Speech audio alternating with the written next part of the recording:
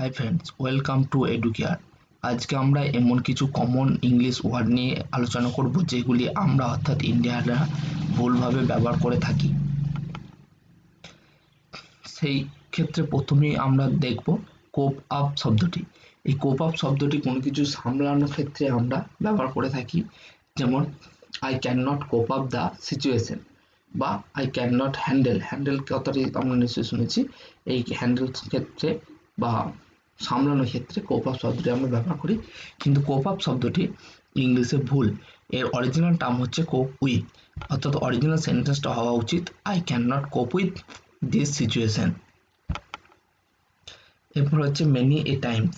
আমরা এই শব্দটা হামেশাই ব্যবহার করে থাকি। মেনি এ টাইমস শব্দটি অর্থ হচ্ছে I have told a many Times not to ride your bike on the payment. এই মেনি এ টাইমস শব্দটি আমরা অনেক ক্ষেত্রেই ব্যবহার করে থাকি, কিন্তু এটি একটি ভুল। এক্ষেত্রে অরিজিনাল টার্ম হচ্ছে মেনি এ টাইম। এ থাকলে টাইমস থাকে না, এস থাকে না, এবং যদি এস রাখতে হয় সেক্ষেত্রে এটা থাকে না, অর্থাৎ নয় মেনি এ টাইম ব্যবহার করতে হয় অথবা মেনি টাইমস ব্যবহার করতে হয়। এরপর হচ্ছে ইউ নিড নট টু, অর্থাৎ আপনার দরকার নেই, যেমন you need not to go, এই শব্দটা আমরা ব্যবহার করে থাকি, কিন্তু এর অরিজিনাল টার্ম হচ্ছে ইউ নিড নট। আর যদি টুটা আমাদের ব্যবহার করতেই হয়ে থাকে সেক্ষেত্রে আমাদের you do not need to ব্যবহার করা উচিত, অর্থাৎ নিডের পর টু বসাতে হলে নটটা নিডের পর বসে না, কিন্তু যদি নিডের পর নট বসাতে হয় সেক্ষেত্রে টুটা ব্যবহার করা উচিত নয়। অর্থাৎ সেন্টেন্সটা এরকম হওয়া উচিত you do not need to go there বা ইউ নিড নট টু নয়। এনিওয়েজ মানে যাই হোক, এই শব্দটি আমরা হামেশাই ব্যবহার করে থাকি, কিন্তু এই শব্দটি ভুল। এনিওয়েজ নয়, এটা অরিজিনাল টার্ম হচ্ছে এনিওয়ে।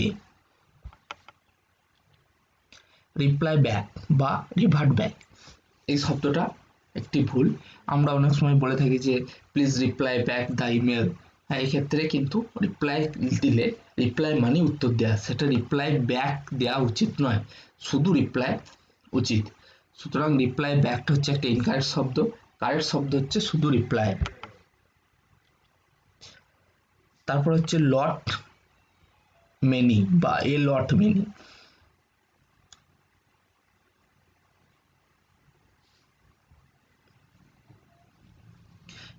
এই যে শব্দটি, এটা একটা ভুল। যদি এ ব্যবহার করতে হয় তাহলে সেক্ষেত্রে মেনি থাকে না, যদি মেনি ব্যবহার করতে হয় সেক্ষেত্রে লট থাকে না, অর্থাৎ শব্দটা শুধু মেনি বা এ লট হওয়া উচিত। কিন্তু যেমন we have got lots of things to do, অর্থাৎ আমাদের অনেক কিছু করার আছে, বা we have many things to do, কিন্তু লট মেনি দুটি শব্দ একসঙ্গে ব্যবহার করা হয় না। ডিসকাসিং অ্যাবাউট, আমরা কোনো কিছু ডিসকাস করার সময় আমরা হামেশাই বলি we are discussing about something, about এই, কিন্তু ডিসকাস শব্দ মানেই হচ্ছে আলোচনা করা, সেক্ষেত্রে অ্যাবাউটটা ব্যবহার করা উচিত নয়, অর্থাৎ কারেক্ট ফর্ম হচ্ছে discussing, not discussing about. Called as বা he has called me as, এখানে কল্ড ব্যবহার করলে বা নোন অ্যাজ,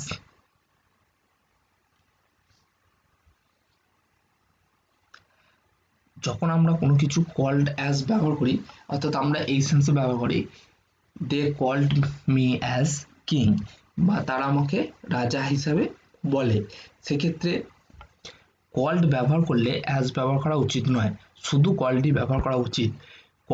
অ্যাজ ব্যবহার করতে হলে নোন করতে হয় বা নো, অর্থাৎ mango is called the king of fruits, অর্থাৎ কল ব্যবহার করতে গেলে শুধু কলটি ব্যবহার করতে হয়, সেক্ষেত্রে অ্যাজ নয়। কিন্তু আমরা যদি অ্যাজ ব্যবহার করতে চাই সেক্ষেত্রে এটা বলা উচিত mango is known as the king of fruits. এরপর হচ্ছে ডিসপোজ অফ। এই ডিসপোজ অফ মানে হচ্ছে বন্ধ বিন্যস্ত করা, কিন্তু এক্ষেত্রে ডিসপোজ অফটা ও ডবল এফ এই বানানটি ভুল, এক্ষেত্রে সঠিক বানান হচ্ছে dispose of, O F of. Lose, এই লুজ শব্দটি আমরা হামেশাই উইনিং অ্যান্ড লসিং অর্থাৎ কোনো কিছু ব্যাপারে হেরে যাওয়া এবং জিতে যাওয়া, এক্ষেত্রে LOOSE ব্যবহার করা উচিত নয়। লুজ না ব্যবহার করে লস ব্যবহার করা উচিত, LOSE লস। ইয়ার্স ব্যাক, আমরা অনেক সময় কোনো কিছু পুরোনো দিনের কথা আলোচনা করার সময় বলি যে ইয়ার্স ব্যাক শব্দটি ব্যবহার করে থাকি, কিন্তু ইয়ার্স ব্যাক শব্দটি একটি ভুল। শুধু এখানে ইয়ার্স এগো হতে হয়, কারেক্ট ফর্ম হচ্ছে ইয়ার্স এগো, কিন্তু আমরা ইন্ডিয়ানরা অনেক সময়তেই ইয়ার্স ব্যাকটাকে ব্যবহার করি, সেটা হচ্ছে একটা ইনকারেক্ট শব্দ। কোনো কিছুর উদাহরণ দেওয়ার সময় বা কোনো কিছু উদাহরণ লেখার সময় আমরা বলি গিভ অ্যান এক্সাম্পল, দিয়ে কোনো কিছুর ব্যাপারে একটা উদাহরণ দিয়ে থাকি, কিন্তু গিভ অ্যান এক্সাম্পল বা গিভ অ্যান এক্সাম এই শব্দটি একটি ভুল। শব্দটি কারেক্ট ফর্ম হচ্ছে টেক অ্যান এক্সাম বা টেক অ্যান এক্সাম্পল। কোনো কিছু উদাহরণ লেখার সময় বা উদাহরণ বলার সময় তার আগে বলতে হয় take an example, not give an example. Emphasize on, কোনো কিছু এমফ্যাসাইজ করা বা জোর দেওয়ার ক্ষেত্রে আমরা এমফ্যাসাইজ অন দিস ম্যাটার বা এমফ্যাসাইজ অন ব্যবহার করি, সেক্ষেত্রে এমফ্যাসাইজ অনটা ইনকারেক্ট শব্দ। কারেক্ট শব্দ হচ্ছে শুধু এমফ্যাসাইজ, অর্থাৎ শুধু এমফ্যাসাইজ লিখলেই হয়, সেক্ষেত্রে সে এমফ্যাসাইজ অন লেখা উচিত নয়। ড্রেসিং সেন্স, আমরা অনেক সময় বলি এই ছেলেটার ড্রেসিং সেন্স খুব ভালো, কিন্তু শব্দটা ড্রেসিং সেন্স নয়, ড্রেস সেন্স, অর্থাৎ সেন্স অফ ড্রেস বা ড্রেস সেন্স, কিন্তু আমরা ড্রেসিং সেন্স ব্যবহার করি, যেটা একটি ভুল। কম্প্রাইজ অফ বা কম্প্রাইজ, আমরা কোনো কিছু অনেক ক্ষেত্রেই বলি কম্প্রাইজ করা বা কারোর সঙ্গে কারো কম্পেয়ার করা বা তুলনা করার ক্ষেত্রে আমরা এই কম্প্রাইজ অফ শব্দটি ব্যবহার করি, কিন্তু কম্প্রাইজ অফ শব্দটি একটি ইনকারেক্ট বা ভুল, আসল শব্দ হচ্ছে কম্প্রাইজ। হ্যাঁ, এই যে শব্দটি ম্যারেজ অ্যানিভার্সারি, এটা আমরা হামেশাই ব্যবহার করতে দেখি বা ব্যবহার করে থাকি, কিন্তু ম্যারেজ অ্যানিভার্সারি শব্দটি একটি ভুল, এটা ইন্ডিয়ানরাই ব্যবহার করে। ইংলিশে এর অরিজিনাল টার্ম হচ্ছে ওয়েডিং অ্যানিভার্সারি, মানে ম্যারেজ অ্যানিভার্সারি আমরা যেটা ব্যবহার করি তার আসল ইংলিশ ওয়ার্ড হচ্ছে wedding anniversary. Be rest assured, এই শব্দটি ভুল।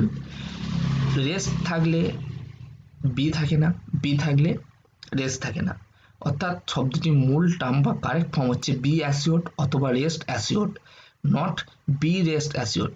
অর্থাৎ বি রেস্ট অ্যাসিওর্ডের জায়গায় রেস্ট অ্যাসিওর্ড লিখতে হয় অথবা বি অ্যাসিওর্ড লিখতে হয়। ডিড এ মিস্টেক, আমরা কোনো কিছু ভুল করলে আমরা হামেশাই বলি হি ডিড এ মিস্টেক, কিন্তু এই ডিড এ মিস্টেকটা একটি ইনকারেক্ট শব্দ, অ্যাকচুয়ালি হওয়া উচিত হি মেড এ মিস্টেক বা he make a mistake, not do a mistake. Better, আমরা হামেশাই কোনো কিছুর সঙ্গে কোনো কিছু তুলনা করার সময়, অনেক কিছুর মধ্যে অনেক কিছু তুলনা করার সময় বেটার শব্দটা ব্যবহার করি, যেমন this phone is more better than this, কিন্তু মোর থাকলে মোর এবং বেটার দুটো শব্দ পাশাপাশি বসে না, এটা একটি ইনকারেক্ট। কারেক্ট ফর্ম হচ্ছে হয় শুধু বেটার বলতে হয় যে this phone is better than others, বা this phone is even better than the other phone, নয় বেটার ব্যবহার করতে হয়, তা নাহলে ইভেন বেটার ব্যবহার করতে হয়, কখনোই মোর বেটার ব্যবহার করা উচিত নয়। হ্যাঁ, কোনো কিছুর কুইজ কম্পিটিশন বা ডিবেট কম্পিটিশন আমরা বলি যে they have organised a debate competition বা কুইজ কম্পিটিশন। এই ডিবেট বা কুইজ দুটির সঙ্গে কম্পিটিশন শব্দটি ব্যবহার করা উচিত নয়, এটি একটি ইনকারেক্ট। কারেক্ট ফর্ম হচ্ছে হয় ডিবেট ব্যবহার, শুধু ডিবেট বা শুধু কুইজ ব্যবহার করতে হয়, বা they have organised a quiz বা they have organised a debate. Debate competition বা কুইজ কম্পিটিশন এটি একটি ইনকারেক্ট ফর্ম। কোনো কিছুর শব্দে মিনিং খুঁজে বার করার সময় বা মিনিং লেখার সময় আমরা এই শব্দটা ব্যবহার করি take out the meaning of, যে কোনো ওয়ার্ড এই ওয়ার্ডটির মিনিং বার করো, বা take out the value of this, মানে কোনো একটা ক্যালকুলেশন বা ইকুয়েশনের ভ্যালু বার করার সময় এই শব্দগুলো আমরা ইন্ডিয়ানরা ব্যবহার করি, কিন্তু এগুলো একটি ইনকারেক্ট। এগুলো আসলে কোনো মিনিং বার করার সময়, কোনো শব্দের মিনিং খোঁজার সময় এইভাবে লেখা উচিত, find out the meaning of this word, বা কোনো একটা ওয়ার্ড, নির্দিষ্ট ওয়ার্ড লিখে দেওয়া উচিত, মানে অর্থাৎ টেক আউট দ্য মিনিং এর জায়গায় ফাইন্ড আউট দ্য মিনিং লেখা উচিত। আর কোনো শব্দের, কোনো ইকুয়েশনের ভ্যালু বার করার সেটা লেখার ক্ষেত্রে টেক আউট দ্য ভ্যালুর জায়গায় ক্যালকুলেট দ্য ভ্যালু লেখা উচিত, কিন্তু সুতরাং টেক শব্দটি ব্যবহার হচ্ছে ভুল। কারেক্ট ফর্ম হচ্ছে ওয়ার্ডের ক্ষেত্রে ফাইন্ড আউট এবং কোনো ইকুয়েশনের ক্ষেত্রে ক্যালকুলেট ব্যবহার করা উচিত।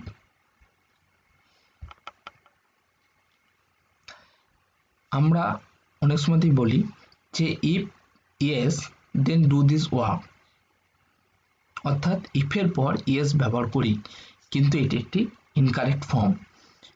এটার আসল টার্ম হচ্ছে ইফ সো, অর্থাৎ ইফ ইয়েস এর জায়গায় ইফ সো ব্যবহার করা উচিত, বা যদি ইয়েস ব্যবহার করতে হয় সেক্ষেত্রে এইভাবে লেখা উচিত যে if your answer is yes then do this, বা দেন ডু দিস, বা দেন গো উইথ আস।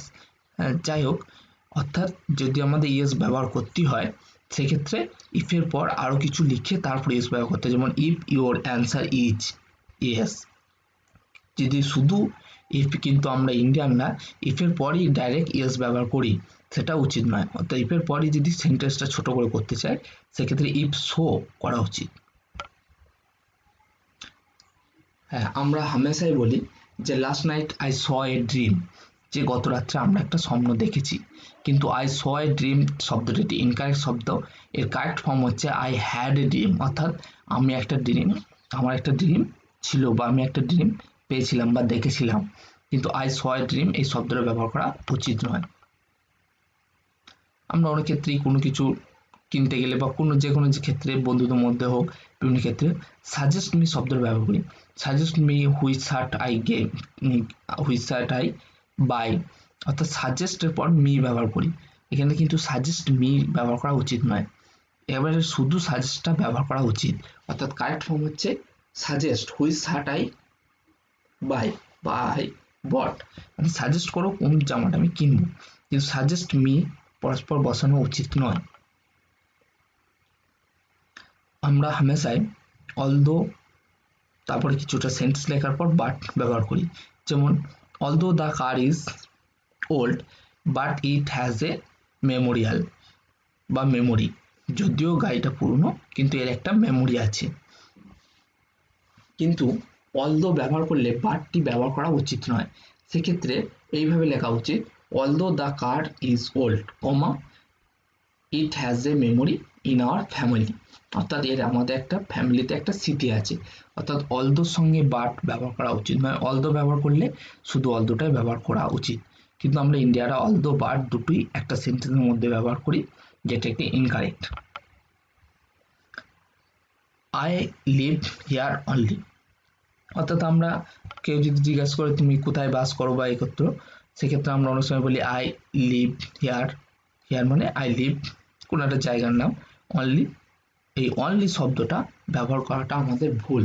অর্থাৎ এইখানে এই সেন্টেন্স, এই ক্ষেত্রে আই লিভ হিয়ার ব্যবহার করলেই হয়, সেক্ষেত্রে অনলি দেওয়ার প্রয়োজন পড়ে না। হ্যাঁ, আমরা কোনো কিছু হওয়ার ইচ্ছা প্রকাশ করলে আমরা আই উইশ শব্দটি ব্যবহার করি, সেক্ষেত্রে আমরা এরকমভাবে ব্যবহার করি I wish I was an artist, যে আমি ইচ্ছা করি যে আমি একটা আর্টিস্ট ছিলাম। যখন আমরা আই উইশ শব্দটা ব্যবহার করি তখন কিন্তু আই এর পর ওয়াজ ব্যবহার করাটা, যদিও গ্রামাটিক্যালি আই এর পর ওয়াজই হয়, কিন্তু সেটা একটা ইনকারেক্ট। আই এর পর সাধারণত ওয়ার ব্যবহার করতে হয়, এক্ষেত্রে ব্যতিক্রম ব্যবহার করতে হয়, যেহেতু এটা আমাদের ইচ্ছা, আমরা হচ্ছি না বা আমরা এটা অরিজিনাল নয়, এটা আমাদের ইচ্ছা, আমি তো একটা আর্টিস্ট নই, এটা আমার আর্টিস্ট হওয়ার আমার একটা ইচ্ছা ছিল বা আছে, সেই জন্য এক্ষেত্রে ব্যতিক্রমটা ব্যবহার করতে হয়, অর্থাৎ আই ওয়ার ব্যবহার করতে হয়। I wish I were an artist, যে আমার ইচ্ছা ছিল আমি একটা আর্টিস্ট হতাম, বা যদি আমি আর্টিস্ট হতাম। এই যে যদি শব্দটা ব্যবহার করি, যেহেতু এটা আমাদের স্বপ্ন বা ইচ্ছা, সেহেতু এক্ষেত্রে আয়ের পর গ্রামাটিক্যালি ওয়াজ না লিখে আয়ের পর ওয়ার লেখা উচিত। অর্ডার ফর এ পিজা, অর্থাৎ আমরা কোনো কিছু অর্ডার দিতে গেলে, কোনো রেস্টুরেন্টে বা এতে অর্ডার দিতে গেলে সেই ক্ষেত্রে বলি যে let's order for a pizza, বা এরকম কিছু একটা বলি, যে প্রস্তাব দিই যে সো আমরা একটা পিজার অর্ডার করি বা এনিথিং অর্ডার ফর। কিন্তু অর্ডারের পর ফর ব্যবহার করা উচিত নয়। অর্ডার মানে কোনো কিছুর অর্ডার করা, সেক্ষেত্রে অর্ডার এই পিজা ডাইরেক্ট বললেই হয়, অর্ডার ফর ব্যবহার করা উচিত নয়। কিন্তু আমরা ইন্ডিয়ানরা ভুলভাবে অর্ডার ফরটা ব্যবহার করে থাকি।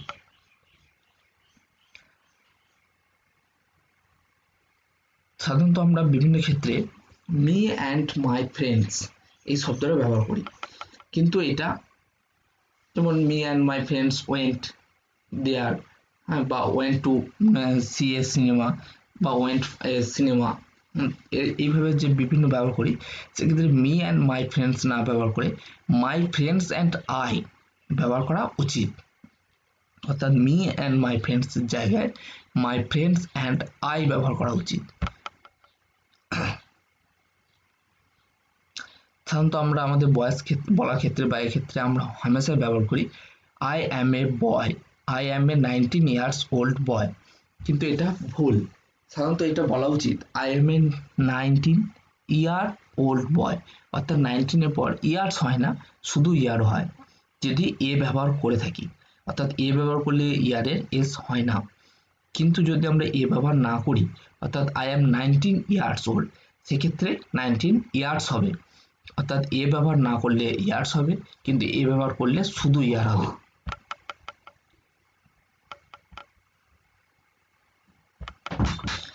Thank you very much. যদি আমাদের ভিডিওটা ভালো লাগে সাবস্ক্রাইব করুন এবং পরবর্তী আপডেটগুলি পেতে অবশ্যই বেল আইকন